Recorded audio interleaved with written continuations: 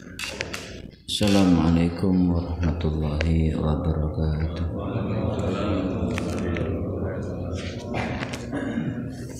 Bismillahirrahmanirrahim. Alhamdulillahirabbil alamin. Wa bihi nasta'inu ala umuri dunya waddin. Wassalatu wassalamu ala man la nabiyya ba'dah wa la rasula ba'dah. Muhammad ibn Abdullah wa la hawla wa la quwata illa billah amma ba'da.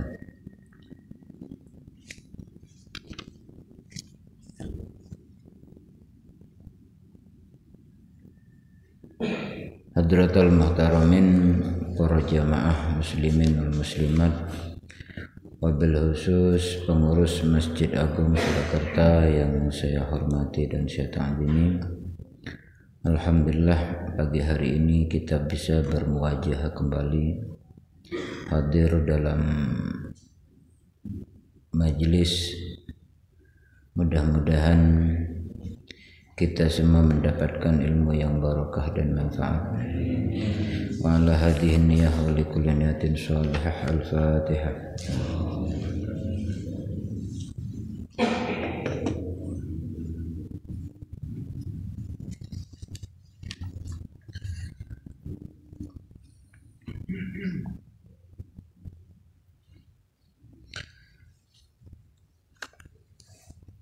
Bismillahirrahmanirrahim. Melanjutkan daripada kajian yang kemarin. A'udzubillahi minasyaitonirrajim. Bismillahirrahmanirrahim. Wa idz qala Musa liqaumihi ya qaumi innakum zalamtum anfusakum bittikhadhikumul ijla fatubu ila bari'ikum faqtulu anfusakum dzalikum khairul lakum inda bari'ikum fataba 'alaikum innahu huwat tawwabur rahim. Wa idz qala Musa lan ing dalem nalikane ngucap dawuh sapa Musa Nabi Musa liqaumihi maring kaum Musa, alladzina rupane wong akeh abadu kang padha nyembah sapa alladzina al-ijla ing pedhet emas. Dawi Musa ya qaumi kaum ingsun innakum sak temene sira kabeh iku zalamtum padha zalim sira kabeh anfusakum ing pira-pira awak sira kabeh. Zalim bittikhadikum kelawan oleh ngalap sira kabeh al-ijla ing pedhet mas ngalap ilahan ing dadi pangeran. Fatubu moko tobato sira kabeh ila bari'ikum maring pangeran sira kabeh ay khaliqikum tegese zat kang dadiaken sira kabeh min ibadatihi saking nyembah ijl. Faktulu moko nuli matenono sira kabeh anfusakum ing pira-pira awak sira kabeh ai liyaktula tegese supaya mateni sapa al-bari wong kang bersih mingkum saking sira kabeh al-mujrima ing wong kang dosa. Zalikum mutai mengkono faktulu ai al-qatlu iku khairul luwih bagus lakum kadu sira kabeh inda bari'ikum monggo pangerane sira kabeh. Di sini ayat ini menjelaskan tentang kisah Nabi Musa setelah diberikan Taurat oleh Allah, setelah beliau riyadhah selama 40 hari. Wa idz wa'adna Musa arba'ina lailah. 40 hari ini di dalam Ibnu Katsir dijelaskan bahwasanya bulan ini tepat pada bulan Dzulqa'dah. Jadi selama 1 bulan, bulan Dzulqa'dah, kemudian tambah 10 hari bulan Dzulhijjah. Jadi sebulan penuh Dzulqa'dah, kemudian tambah 10 bulan Dzulhijjah. Jadi pas turunnya Musa dari Tursina, dari gunung Tursina, pas ba'da korban. Setelah beliau diberikan oleh Allah ayat sebelumnya, yaitu diberikan Taurat. Wa idz ataina Musal kitaba wal furqana, setelah diberikan kitab Taurat dan Furqan. Furqan itu maksudnya kitab yang memisahkan bainal haq wal batil, dengan tujuan la'allakum tahtadun, semoga kalian mendapat hidayah. Juga peringatan dari Allah, ingatlah wa idz qala Musa liqaumihi, tatkala Nabi Musa berkata kepada kaumnya. Kaum siapa itu? Kita ketahui setelah Nabi Musa turun dari Gunung Tursina, diketahui bahwasanya kaumnya tersebut sama-sama nyembah pedet, anak sapi yang terbuat dari emas, pedet emas. Nabi Musa mengatakan kepada mereka, alladzina abadul ijlah, ya qaumi, he kaumku, kata Nabi Musa, innakum zalamtum anfusakum, kalian telah mendolimi diri kalian, bittikhadhikumul ijlah, yaitu dengan mengambil pedet emas ilahan sebagai Tuhan. Oleh karenanya fatubu ila bari'ikum, maka tobatlah kalian kepada Tuhan kalian, yaitu zat yang menjadikan, khaliqikum. Apa bentuk daripada tobat ini yang agak aneh kedengarannya kalau syariat Nabi Muhammad ini agak aneh, tetapi ini konteksnya di saat ini syariatnya Nabi Musa.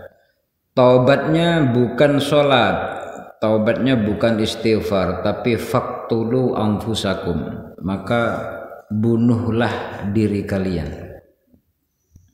Ini taubatnya. Jadi taubatnya bukan banyak istighfar, bukan meninggalkan dosa, niat, enggak, bukan sebagaimana syarat-syarat taubat yang kita ketahui, tetapi taubatnya ini faktulu anfusakum. Ya. Maka bunuhlah, patenono awakmu kabeh. Ya. Maksudnya apa? Ailiyaqtulal bari minkumul mujrimah.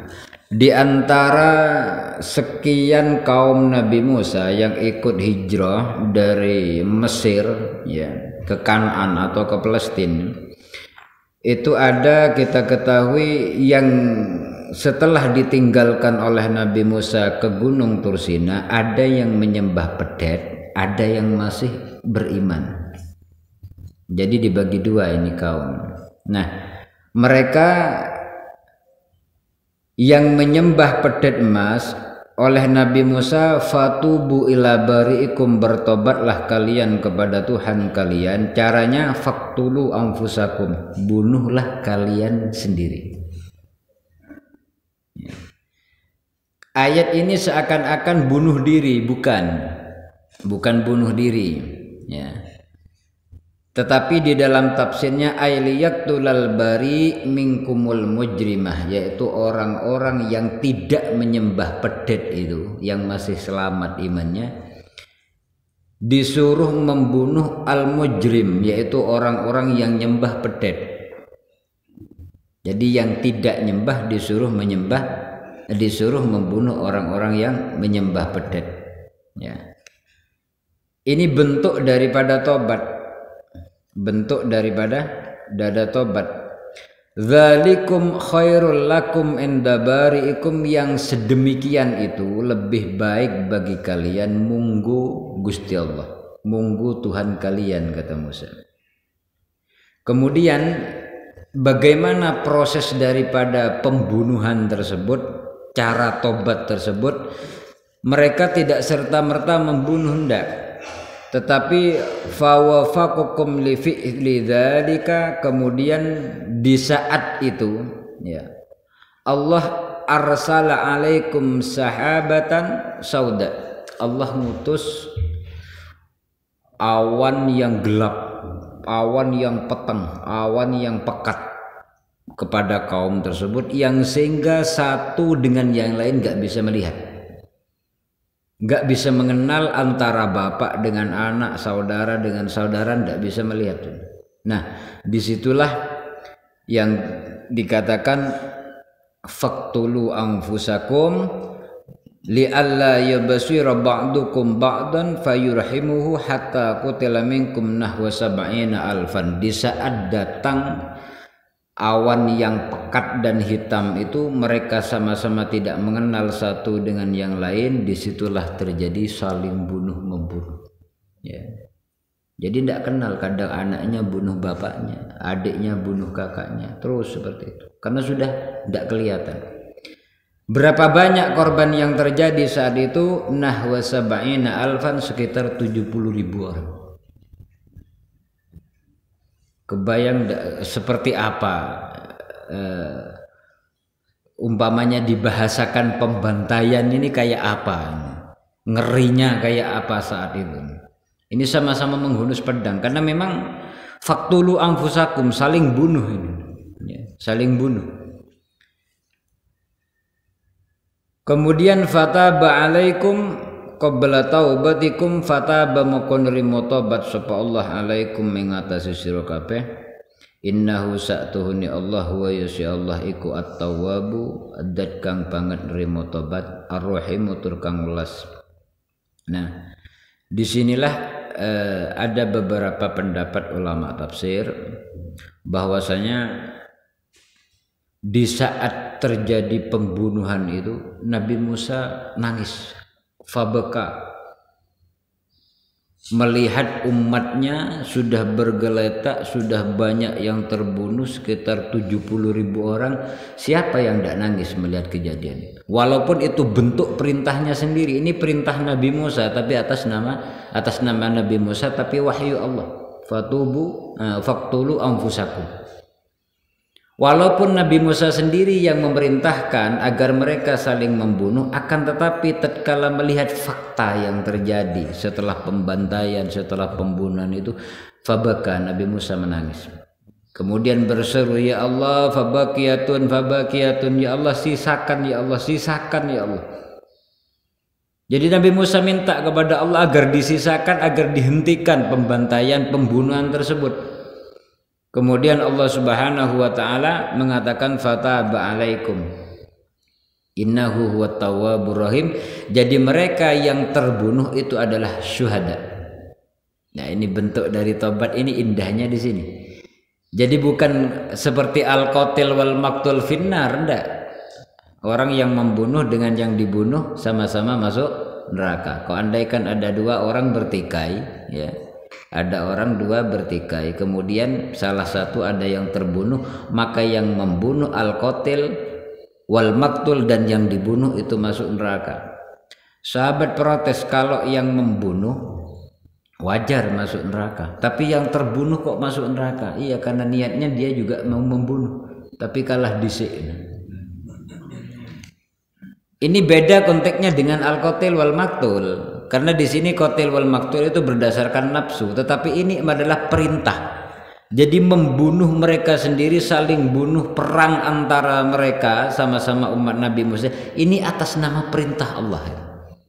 Jadi mereka saling membunuh itu perintah Allah, bukan karena nafsunya, bukan karena dendam, bukan karena apa-apa, tapi menjalankan perintah. Oleh karenanya mereka famautakum syuhada, dikatakan bahwasanya di antara kalian yang meninggal itu adalah syahid, ya. Sedangkan waman ahyakum, sementara orang-orang yang hidup di antara kalian adalah orang-orang yang diterima tobatnya oleh Allah. Jadi semuanya beruntung, tidak ada yang dirugikan. Walaupun ini bentuk daripada hukuman, tetapi semuanya diterima tobatnya oleh Allah. Yang meninggal diwujudkan sebagai syuhada, sedangkan yang masih hidup itu diterima tobatnya oleh Allah. Fataba alaikum. Makanya di sini ada kalimat fataba alaikum. Allah menerima tobat kalian, yaitu tobatnya orang-orang yang masih hidup, ya, yang tidak terbunuh saat itu. Sementara yang terbunuh sudah pasti syahid. Innahu huwat tawwabur rahim, karena sesungguhnya Allah adat yang maha menerima taubat. Ini merupakan bagian daripada apa? Bagian daripada ketaatan Ya, mereka walaupun diperintah untuk membunuh, saling bunuh, itu mereka jalankan. Sampai-sampai di saat itu di antara anak-anak dan juga para perempuan itu minta kepada Nabi Musa agar dihentikan pembunuhan itu. Makanya Nabi Musa berdoa kepada Allah, fabakiyah ya Allah, sisakan ya Allah, sisakan daripada umatku itu. Karena melihat kejadian tersebut Nabi Musa menangis, tidak tega melihat umatnya seperti itu. Wa idz qultum ya Musa, wa idz qultum lan ing dalem nalikane ngucap sira kabeh, ai ingatlah idz qultum ing dalem nalikane ngucap sapa sira kabeh, wa qad kharajtum hale teman-teman metu sira kabeh ma'a Musa semertane Musa, litamtadiru lita'tadiru krana are gawe alasan sira kabeh ilallahi maring Allah min ibadatil ajli saking nyembah pedhet emas, wa sami'atum lan krungu sira kabeh kalamahu ing kalame Musa. Orang Bani Israel itu memang aneh-aneh ya. Di samping mereka memang cerdas juga aneh. Mereka tatkala ditegur oleh Nabi Musa setelah nyembah pedhet emas itu, kemudian mereka beralasan, ya, aku nyembah pedhet emas ini karena aku ngerti, karena aku melihat dengan mata kepala sendiri. Karena memang dari proses dari Mesir menuju ke Palestina yang nyeberang lautan itu, di tengah perjalanan ini kaumnya Nabi Musa itu melihat orang-orang nyembah pedhet emas, dan memang senengannya nyembah pedhet, senengannya nyembah anak sapi. Memang kesenangannya seperti itu. Makanya oleh Musa Samiri dijadikan pedhet emas, karena memang kesenangannya kaum Bani Israel saat itu adalah nyembah pedhet emas. Nah kemudian mereka mengatakan, aku nyembah pedhet emas ini kan aku ngerti, kan aku ketok, kan aku melihat daripada pedhet emas ini. Kemudian mereka mengatakan, ya Musa lan nu'mina laka hatta narallaha jahratan. Lan nu'mi ya Musa, he Musa lan nu'mina ora bakal iman sapa kita laka maring sira hatta nara sehingga ningali sapa ingsun Allah ing Allah jahratan hale ngedeng. Ai iyanan tegese hale cetok. Wahai Musa, aku tidak akan menyembah, aku tidak akan beriman kepada Tuhanmu sampai aku melihat dengan secara jelas Tuhanmu itu. Aneh-aneh. Ibaratkan dia nyembah pedhet emas itu karena dia ngerti, karena dia ketok pedhet emas itu. Jadi dia dibuat alasan nyembah pedhet itu karena ketok. Nah sekarang aku tidak akan beriman sampai kau ngetokke seperti pedhet emas ini maksudnya. Jadi Allah kon ketokin. Fa akhadhatkumus sa'iqatu, karena mintanya yang terlalu, ya Allah mampu berbuat apa saja. Dan Allah kuasa, ya, berbuat apa saja menurut kehendak Allah, ya. Akan tetapi sesuatu permintaan yang dipinta oleh kaum Bani Israel adalah hal yang mustahil dilakukan oleh Allah, yaitu dengan menampakkan diri Allah kepada mereka. Itu yang sangat mustahil. Oleh karenanya karena mintanya keterlaluan, fa akhadhatkumus sa'iqatu, fa akhadhatkum mokonole ngalapung ing sira kabeh apa as-sa'iqatu bledek, ya, sehingga mereka kesambar petir karena mintanya aneh-aneh, ya.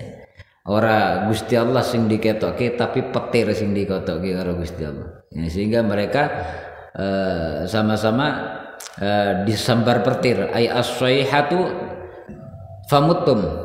Kemudian setelah mereka disambar petir, kemudian mereka semuanya mati. Wa antum hale utawi sira kabeh ikutan duruna padha ningali sira kabeh.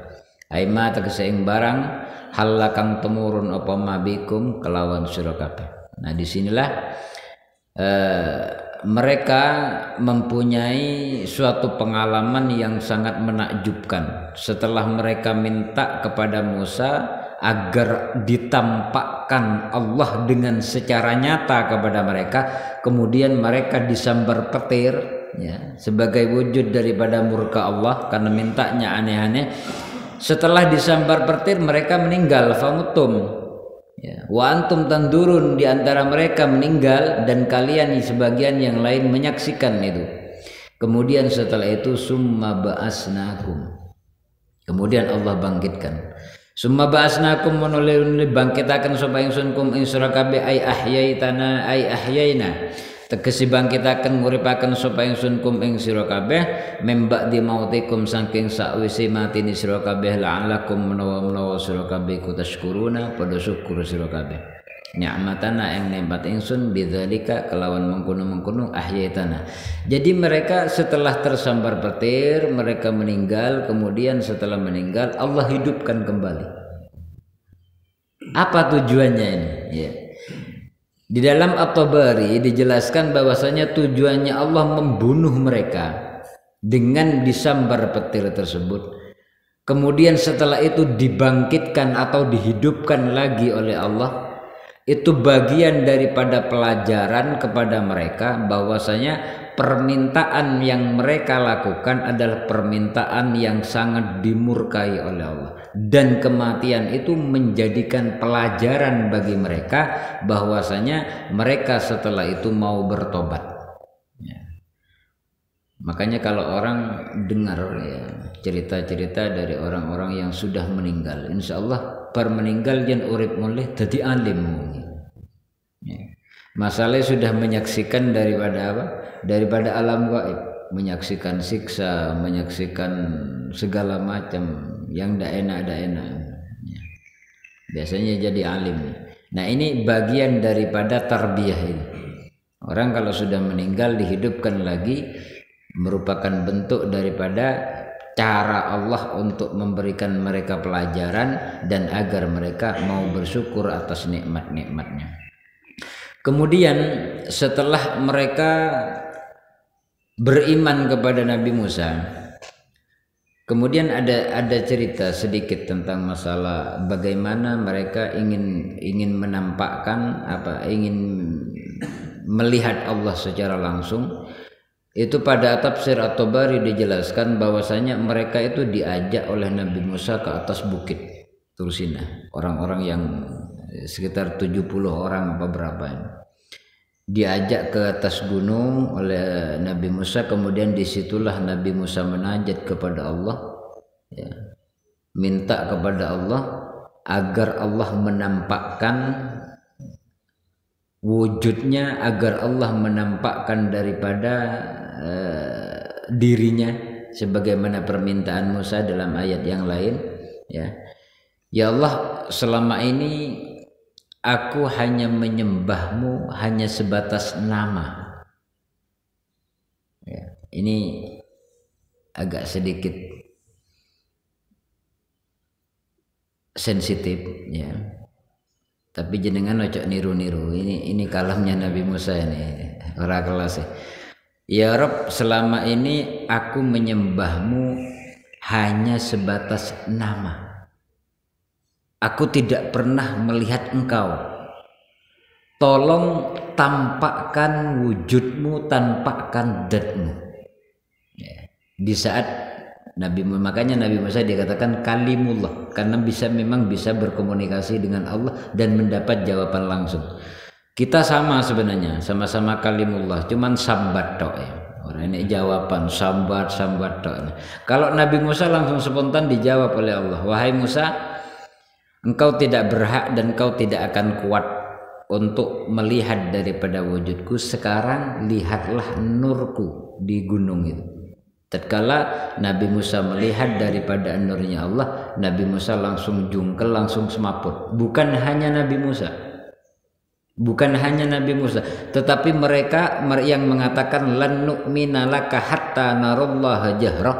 Mereka yang ingin mengetahui wujudnya Allah secara jelas juga semaput semuanya.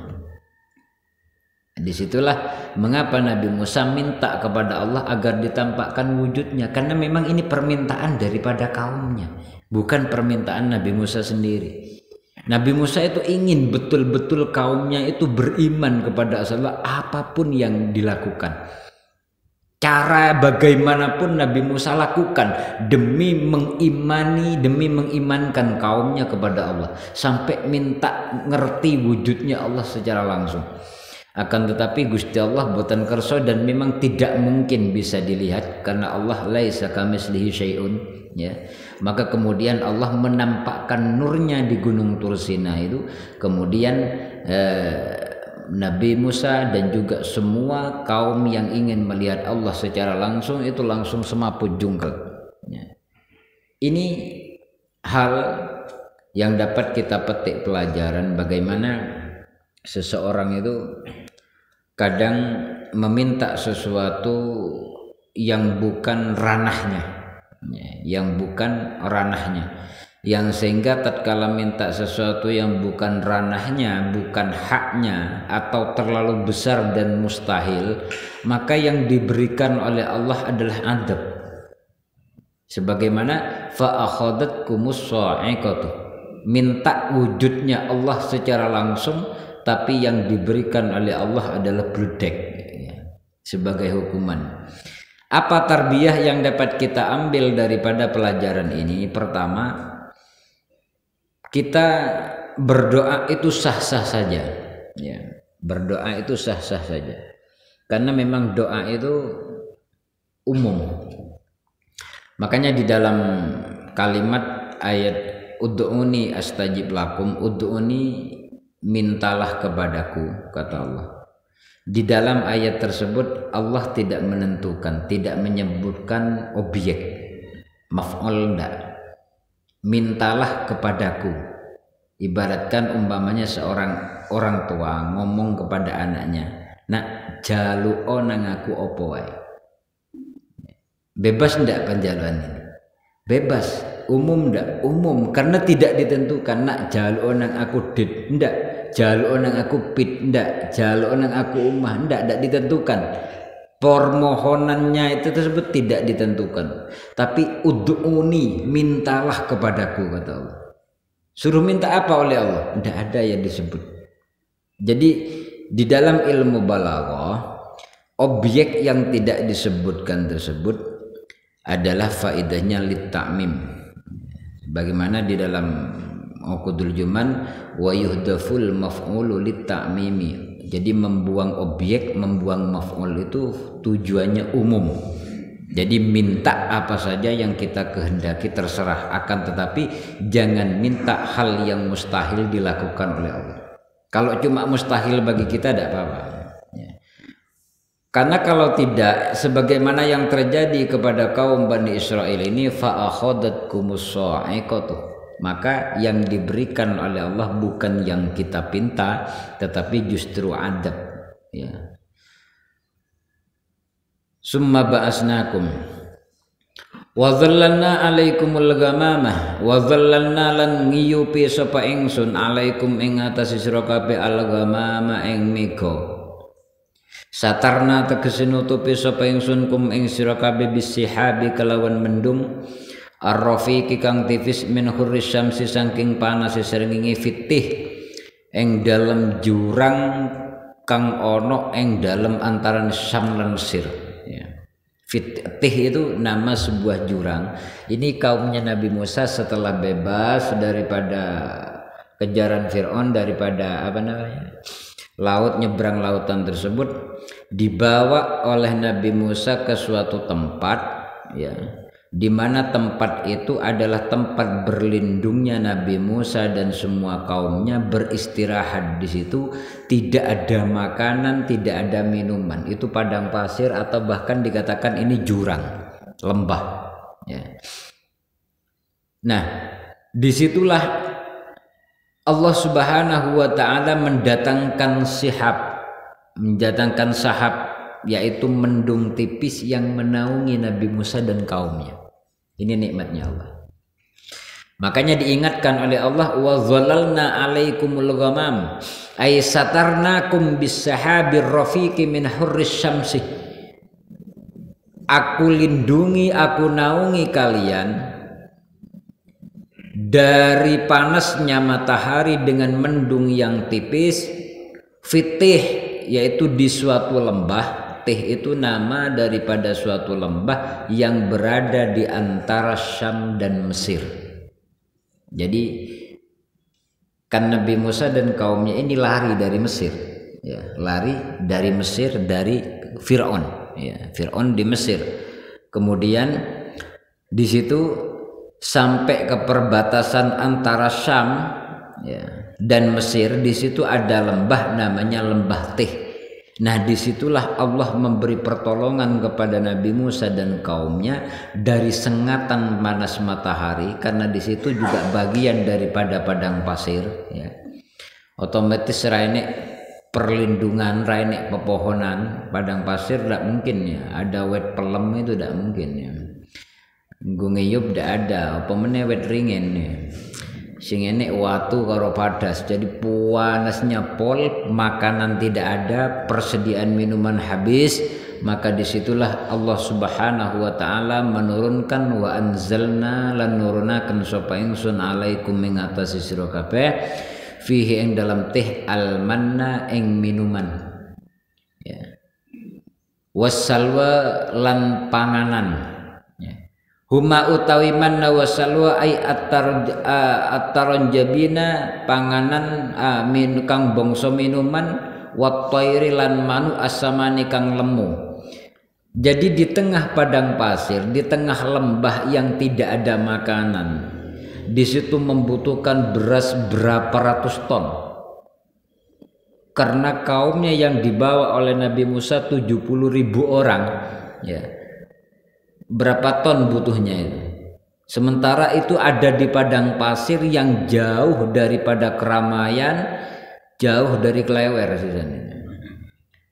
Otomatis tidak ada makanan, tidak ada minuman, kelaparan, mati, karena jauh dari perbatasan, jauh dari keramaian. Akan tetapi Allah Subhanahu wa ta'ala, ya, wa anzalna alaikumul manna wassalwa, Allah turunkan dari langit, dari mendung itu. Ini keajaibannya. Allah turunkan dari mendung, dari siapa itu, yaitu minuman dan makanan. Makanannya itu berupa burung sing lemu-lemu, iwak burung, ya, sing seger-seger, ya. Ini orang masakan bebek goreng ndak, ya, apa bebek goreng sing terkenal Solo. Bumbu ini langsung dari Allah, minumannya juga langsung dari Allah. Ini suatu keajaiban yang terjadi kepada Nabi Musa dan juga umatnya Nabi Musa yang mempertahankan tauhid, mempertahankan keimanan, walaupun ada di padang pasir, walaupun ada di tengah jurang yang tandus, akan tetapi mereka tidak kelaparan. Kenapa? Allah yang memberi makan. Wa anzalna alaikumul manna wassalwa wala tuddakhiru lan ojo nyimpen sira kabeh. Fakafaru mukon likufur sapa sira kabeh. Fakafaru mukon likufur sapa Bani Israil an ni'mata ing nikmat wa dakhiru lan padha nyimpen sapa Bani Israil faqat ta'amakon limutus sapa Allah ankum saking Bani Israil. Mereka disuruh makan oleh Allah, makan minum dari apa yang telah Allah berikan dari langit itu sepuasnya, tapi jangan disimpan, jangan di angkuk mangan sesuk tintek bang, tidak boleh, ya, tidak boleh. Jadi makanan dan minuman itu hanya sebatas karena lapar saja, karena kebutuhan, bukan karena keinginannya, karena kebutuhan. Makanya di sini apa? Ini tarbiyah kepada kita bahwasanya pertolongan Allah itu biasanya datang dalam keadaan kepepet. Ya. Kalau dalam keadaan kepepet, orang itu biasanya dungone mandi. Atau orang kok andaikan kepepet biasanya cerdas. Jadi semakin kepepet wong kuwi semakin cerdas. Semakin kepepet biasanya dungone semakin mandi. Satu contoh Nabi Musa, tidak ada jalan, tidak ada pelarian kecuali melewati laut, maka keluarlah mukjizatnya. Laut bisa jadi jalan. Demikian juga Nabi Ibrahim, tatkala diopong tidak bisa lari dari Talut, maka Nabi Ibrahim diopong, akan tetapi mukjizat keluar. Nabi Ibrahim tidak terbakar. Demikian juga dengan nabi-nabi yang lain, sebagaimana Nabi Nuh, juga sebagaimana Nabi Yunus. Mukjizat itu keluar tatkala dalam keadaan kepepet. Itu yang terjadi kepada para nabi dan juga para rasul. Makanya jenengan perlu nyoba ini, kepepet terus. Mbok menawa mukjizate metu. Wa ma zalamuna kulu min thayyibati ma razaqnakum. Kulu manganu sira kabeh min thayyibati ma saking pira-pira kaenak-enakane barang panganan razaqna kang wis paring sapa ingsun kum ing sira kabeh. Makanlah kata Allah, kulu min thayyibati ma razaqnakum, makanlah makanan-makanan yang enak yang telah aku berikan kepada kalian, wala tuddahiru, dan janganlah kau menyimpan daripada makanan itu. Akan tetapi Bani Israel memang rakus ya. Apa yang diberikan oleh Allah yang diturunkan itu disimpan, dinggo sesuk, dinggo engko, akhirnya apa? Faqat anhum. Kemudian Allah memutuskan makanan itu, enggak dikasih lagi oleh Allah ya. Makanya kok andaikan cuma sekedar cukup, kok andaikan hanya sekedar makanan ya, insya Allah Allah cukupin ya. Yang tidak Allah cukupin itu keinginan. Kalau kebutuhan insya Allah cukup. Tapi kalau keinginan Allah tidak mencukupin kita ya. Makanya mumet dewe kita nuruti keinginannya. Kalau nuruti kebutuhan dalam keadaan kondisi kayak ini, Allah berikan kebutuhan itu. Butuh dia makan, Allah kasih makan. Butuh dia minum, Allah kasih minum. Tetapi tatkala sudah disimpan, nah ini kan keinginan sudah ya, bukan kebutuhan ini. Disimpan, ya. Dicelengin ya, taruh di bank ya. Faqat ta'anhum, Allah memutus nikmat itu. Jadi pangan yang dari langit itu hilang, tidak datang lagi sih. Karena mereka melanggar. Wa ma zalamuna lan ora zalim sapa Bani Israil na ingsun, walakin kanu tetapi ini ono sapa Bani Israil iku anfusahum ing pira-pira awak dhewe ne Bani Israil iku yadzlimuna pada zalim sapa Bani Israil li anna wibalahum krana satune tapi Bani Israil ka alaihim melarat ing atase Bani Israil. Allah sudah mengatakan jangan kau simpan makanan itu, tetapi Bani Israil ngeyel. Ya, makanan yang dari Allah itu simpan. Itu makanan untuk kebutuhan makan, bukan untuk ditabung, bukan untuk dicelengin. Nah, wa ma zalamuna, mereka itu tidak zalim kepada aku kata Allah. Karena melanggar perintahku mereka tidak mendolimi aku, walakin kanu anfusahum yadzlimun. Tetapi mereka mendolimi diri mereka sendiri. Swiss dia larang, tidak boleh disimpan makanannya, mereka ngeyel. Kemudian Allah putus nikmat itu. Nah, yang dolim siapa ini? Yang dolim itu bukan Allah, tetapi mereka mendolimi diri mereka sendiri karena telah melanggar daripada perjanjian Allah Subhanahu wa taala, yaitu larangan untuk menyimpan. Wa idz qulna lan ing dalem kane ngucap sapa ingsun, wa idz qulna lan ay uzkur iling sira qulna ing dalem kane ngucap sapa ingsun lahum maring Bani Israil ba'da khurujihim ing dalem sakwise metune Bani Israil menatih saking jurang tih, ngucap udkhulu mlebu sira kabeh li hadil qaryati maring iki desa ay baitil muqaddas ay baital muqaddas tegese baitul muqaddas aw ariha utawa istirahat siron fakulu makono limangano sira kabeh minha saking adil qaryah haitsu syi'tum ing dalem sekirane karep sapa sira kabeh ragadan hale kang jembar wasian tegese kang jembar la hajr kang ora ana wates iku maujud fihi ing dalem qaryah. Wadkhulu lan mlebu sira kabeh albaba ing lawang ay babah tegese babange Baitul Muqaddas ay hadil qaryah maksudnya sujadan hale kang sujud ay mutahanninina tegese pira-pira wong kang merkungkung wa qulu lan ngucap sira kabeh.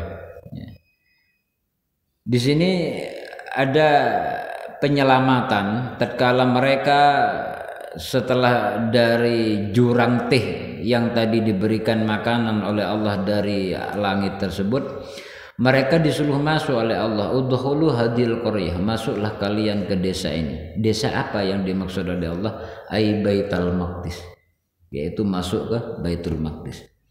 Makanya Bani Israel itu sepulang pertama Bani Israel itu dari Kan'an yaitu Nabi Ishak, kemudian hijrah ke Mesir karena Nabi Yusuf ada di Mesir menjadi raja, kemudian turun temurun di situ menetap di situ, kemudian setelah keturunan Nabi Ishak, setelah keturunan Nabi Yakub, Nabi Yusuf sudah wafat semuanya, kemudian ganti generasi ya. Ibaratkan dari Majapahit ke Solo begitu ya. Dari Raja Khidmir Al-Aziz kemudian ke Fir'aun ya. Nah, ini kan sudah generasi kedua, generasi keberapa sudah? Ganti raja, ganti kerajaan, ganti tatanan. Nah, keturunan Nabi Yakub, keturunan Nabi Yusuf ini disiksa, dibantai, yudzabbihuna abna'akum wa yastahyuna nisa'akum. Mereka laki-lakinya dipateni, kemudian yang perempuan dibiarkan. Disiksa, banyak pembantaian. Oleh karenanya Nabi Musa, ya, ini nabinya sudah Nabi Musa, bukan Nabi Yusuf lagi. Ya, bukan Nabi Yusuf lagi. Dari atas Nabi Yusuf, Nabi Yakub, kemudian itu Raja Khidmir Al-Aziz. Kemudian setelah itu periode berikutnya yaitu Fir'aun, kemudian nabi yang diutus adalah Nabi Musa dan Harun. Nah, ini Nabi Musa dan Harun ini merupakan periodenya Fir'aun yang kemudian ingin menyelamatkan tauhidnya umat ini, kemudian lari dari Mesir ke Baitul Maqdis. Ya, dari Mesir ke berarti kembali ke tempat semula, yaitu Kan'an. Kan'an itu adalah Baitul Maqdis yang sekarang, yang asalnya Nabi Yakub, kelahirannya Nabi Yakub. Jadi ini pulang kampung istilahnya ya, jadi pulang kampung. Makanya Bani Israel itu masuk ke situ dikatakan oleh Allah, udkhulu hadhil qaryah, masuklah kalian ke desa ini. Desa apa? Baitul Maqdis, yaitu ke Baitul Maqdis. Jadi mereka menempati Baitul Maqdis setelah mereka lari atau hijrah dari Mesir ke Baitul Maqdis ini. Makanya sekarang bodoh ngeyel, itu hakku, Bani Israel itu rumahku, bodoh. Karena memang seperti itu ceritanya, seperti itu. Kemudian ada hal yang menarik. Di sini dikatakan udkhulu hadhil qaryah fakulu minha haitsu syi'tum ragadan, makanlah kalian di situ di Baitul Maqdis itu sak puasmu. Ragadan itulah hajralah, tanpa batas, wis ora usah tebeng aling-aling, wis mangano sak kemengmu sak warakmu. Wadkhulul baba sujada. Ini ada kalimat ini yang perlu digarisbawahi. Wadkhulu lan mlebu sira kabeh albabah ing lawange Baitul Maqdis sujadan hale sujud, ay mutahannina tegese hale merkungkung sambil nunduk begitu. Berarti di sini ada kemungkinan ya, ada kemungkinan lawangnya itu cendek. Kenapa? Karena masuknya sambil nunduk. Saya melihat dan juga setelah kita mengkaji daripada sejarah orang-orang terdahulu, mengapa dulu lawangi wong-wong di emben kuwi kok cendek? Ya, masih ada sekarang ya pintu-pintu cendek ini. Jadi walaupun orang itu tidak punya adab, orangnya sombong koyo apapun, kok andaikan lawangi digawe cendek, pasti masukin nunduk. Ini sama dengan lawangi Baitul Maqdis, dan ini juga banyak terjadi di Jawa ya. Rumah-rumah Jawa kan dulu seperti itu. Jadi lawangi digawe cendek gen tawaduk gen. Ini juga terjadi sebagaimana di Baitul Maqdis. Wadkhulul baba sujada, masuklah ke pintu itu yaitu dalam keadaan merkungkung. Sujada itu bukan sujud enggak, tapi nunduk apa ya? Iya, bungkuk. Sujadan ay mutahanninin. Nah, inilah bagian daripada tarbiyah. Artinya apa? Masuk ke rumah Allah, masuk ke tempat-tempat sholat, masuk ke tempat-tempat suci, memang harus ada penghormatan, ada akhlak begitulah, ada adab. Makanya di depan masjid itu ditulisin doa masuk masjid ya. Tidak usah nunduk kalau sini, lawangi kan, lawangi dua ya.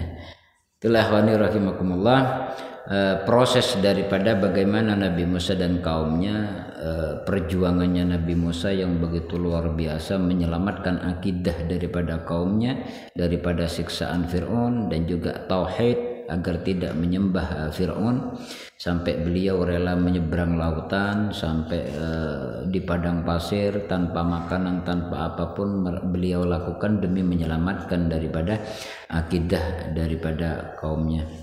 Mudah-mudahan menjadi ilmu yang barokah, menjadi ilmu yang menjadi tambahan iman dan takwa kita kepada Allah Subhanahu wa taala dengan barokahnya Al-Qur'an. Al-Fatihah. Alhamdulillah. Iya kan. Walafu minkum. Assalamualaikum warahmatullahi wabarakatuh.